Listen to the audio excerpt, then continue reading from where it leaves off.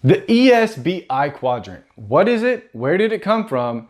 And why is it important to you? All this and more coming up on the Jeremy Kersten Show. Stay tuned.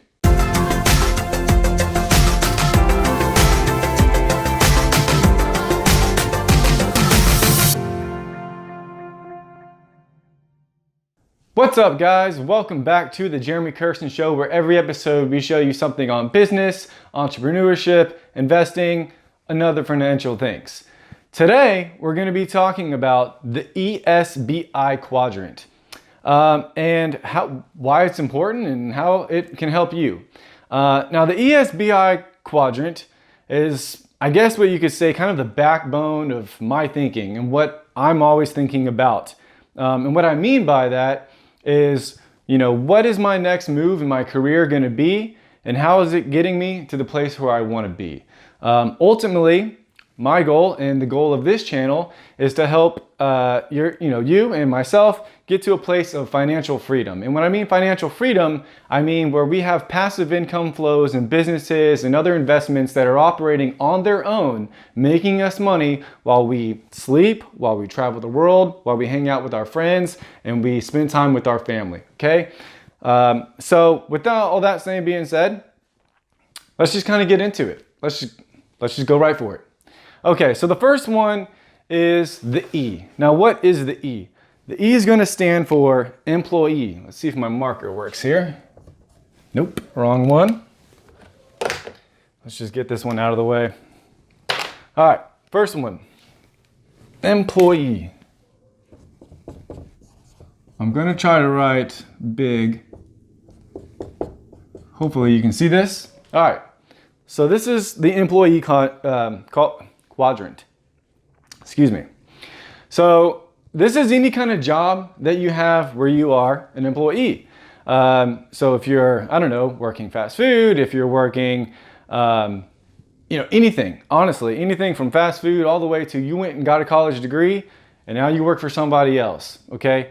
So you, in the biggest sense, you're trading your time for money. Okay, that's the biggest thing right there, is you're trading your time for money. A lot of times on the employee, you typically have, we'll put, we'll say a pay rate. Okay, so you have a pay rate per hour, or you have a salary. And sometimes this can even come with bonuses, okay? That's fine. We'll throw all that stuff in. Pay rate per hour, salary. This is, again, you're trading your time and your skills for money. And on the employee quadrant, or as long as you are an employee, you're always going to be making someone else money, okay? Making them rich. Let's put it that way, right? Making someone else rich. Because guess what? You're doing the things that they figured out. It's easier to pay you to get these tasks done. And I know that this comes off, sometimes it can be offensive to some. They say, hey, I'm very skilled at my job, and I like what I do and all that good stuff. That's great.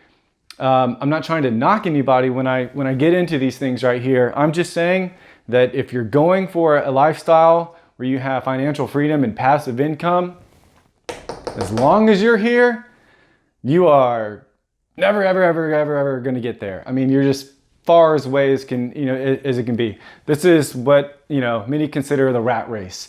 You're just working, paying bills, working, paying bills, working, paying bills. Okay? Now let's move on to the second one. The second one is self-employed. Now, self-employed is a pretty big step from employee. I mean, it's a pretty big step. I won't deny that. Now, here are some of the flaws, okay? With self-employed people, let's just say you're by yourself, so you can be a CPA, you can have your own little company where you're washing dogs, cleaning houses,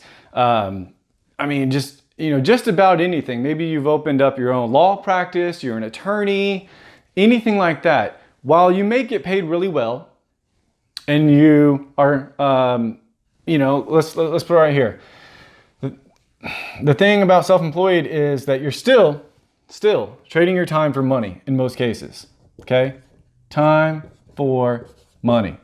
So all those things that I just listed, all those different activities, in most cases, I understand there's exceptions and all that, but for the most part, you individually are still trading time for money, okay? So that's kind of the biggest flaw that's in self-employed. It's great. Maybe you opened up a burger place, but as long as you're still behind that counter or behind the register or flipping the patties or whatever, I'm just kind of using fast food as an example. It can be anything as long as you're still the one crunching numbers, if you're CPA, whatever. You're still the one doing the work. So if I called you on a Tuesday and was like, hey bro, let's go golfing, you can't because you're busy. And if you don't continue to work with your time, okay, and yourself and your skills, then guess what? The money stops, okay? That's self-employed. Does that make sense? Hope so. We'll go on to the B. The B in the ESBI quadrant. Oh, and let me just stop right here. I did want to preface. I said at the beginning, I wanted to share where this came from. This is an idea, this is a teaching based off of Rich Dad, Poor Dad by Robert Kiyosaki. Let's see, where is it? It's somewhere in here, doesn't really matter. And the book, does a good job of explaining it, goes into some other things. I do highly recommend that book for someone who's just trying to get, their maybe mindset about what it takes in business and how to get financially free. It's a great book. So I did want to throw that in there. But moving on to the B. We've got the business owner. Okay? Business owner and self-employed, they're similar, but very different. The business owner is all about setting up just that, a business, okay? And when I say a business, I don't mean just profits and losses. I mean a system. A business, a true business, is a machine. It is a machine that runs on its own. So you put the little pieces into place. So say you're the business owner at the top, you trickle down to this guy and to this guy, then he tells this person, and this person what to do, and this person tells this person and this person what to do, and so on and so forth. It can branch down as many times as you want it to, right? This person, this person, this person, this person.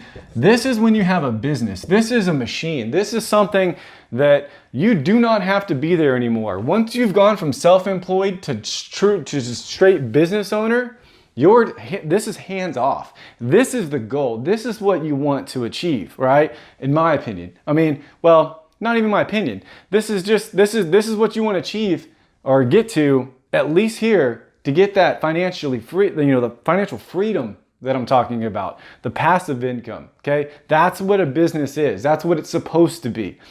So again, I'll just reiterate it one more time if you didn't catch it. Business owner puts the machine into place, okay?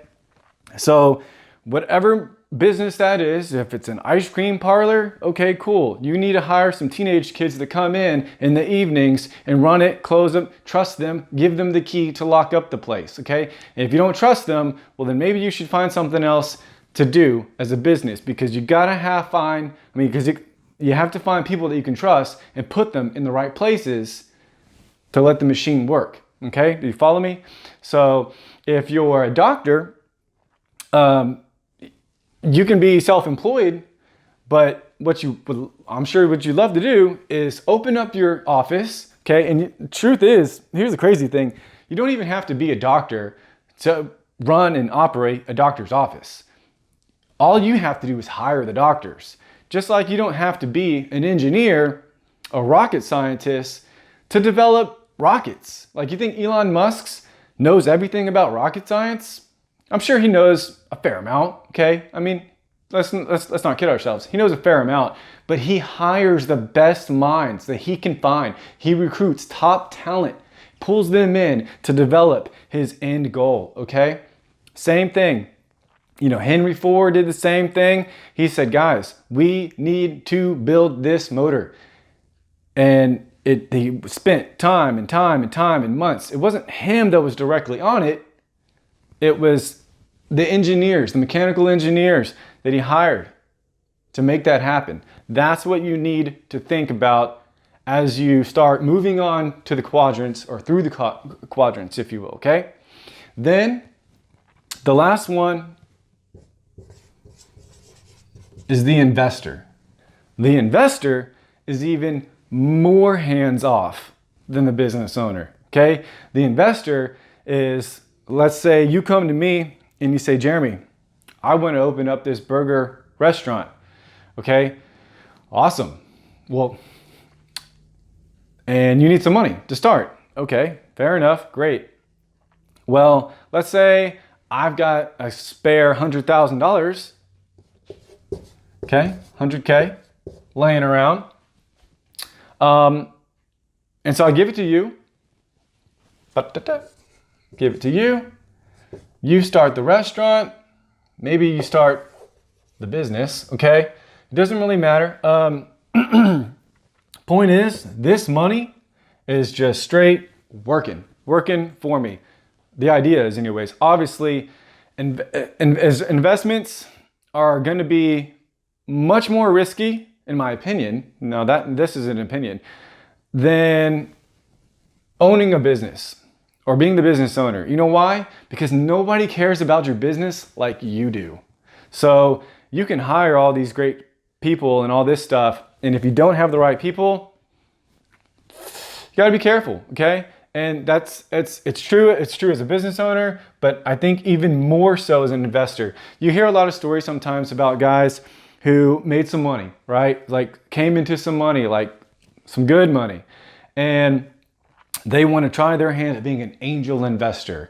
Well, an angel investor is basically just someone who just pumps money into things, buys companies, builds them up, but he's still, you know, he comes back and his sole job is just to check the books.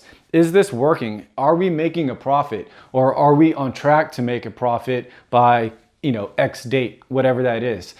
So you got to be careful, you know, as an investor. But these two, excuse me, business owner and investor, those are the two that you want to get to, okay? That's what I aspire to do in my life. That's what I hope for you to do in your life. So that way you and me can just go chill at the beach, man. Just hanging out, sipping margaritas, whatever. Because once you get over here, and especially just on this right side of the quadrant, you're good.